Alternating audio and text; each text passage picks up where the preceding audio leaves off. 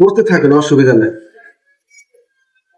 অনেকেই মনে করে আমি এই কাজ জানি না, এমনি এমনি ভিডিও দেই, কিন্তু না ভাই, আমি কিন্তু এই কাজ 90 থেকে করি। অনেকে যারা এখন দেখেন আমার ভিডিও বা আমার ছবি টবি দেখেন, অনেকের ওই টাইমে জন্মও হয় না আমি যখন থেকে এই কাজ করি।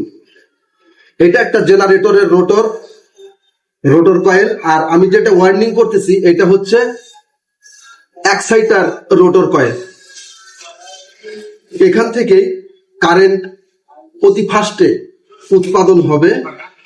এখানকার কারেন্ট ডায়োডের মাধ্যমে ডিসি হয়ে এই রোটর কয়েলের মেন কয়েলে, এই কয়েলে ঢুকবে ডিসি কারেন্ট, আর এখানে ম্যাগনেটিক ফিল্ড তৈরি হবে। এই ম্যাগনেটিক ফিল্ড চাপ দিবে ওই জেনারেটরের মেন ওয়াইন্ডিং এ।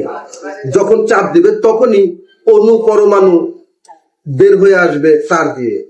অণু পরমাণু, ইলেকট্রন, প্রোটন, নিউট্রন।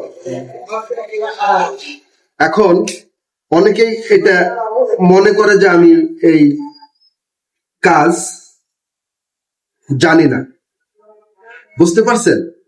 এই হচ্ছে ব্যাপার। এই জন্য আজকে দেখাচ্ছি। কালকে একটা 2300 কেবি MWM জেনারেটরের সামান্য একটু ভিডিও দিয়েছিলাম। অনেকে কমেন্টস করেছেন, ভাই ভিডিওটা একটু দিয়েন তো। আমি বলতে চাই, আমার নাম্বার আজকে দিয়ে দিব আপনাদেরকে।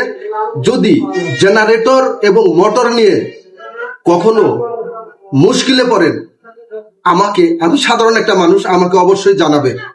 আমি আপনাদেরকে হেল্প করার চেষ্টা করব।